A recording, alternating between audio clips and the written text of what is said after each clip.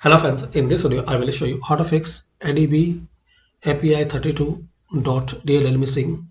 Fix the program can't start because DLL missing. So guys, to resolve this problem, open any web browser and type here in search bar Advapi32.Dll, download,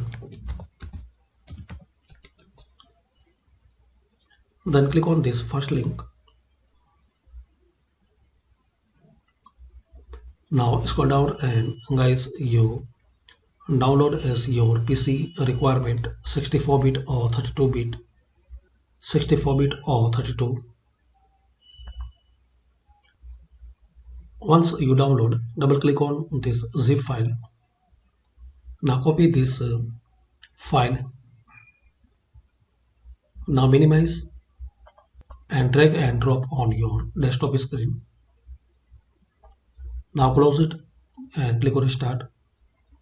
Open File Explorer, C drive, Windows. Now find out System32 folder.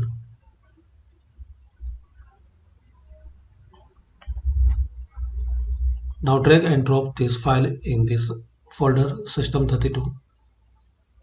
It will ask permissions, so click on Continue and close it and restart your PC.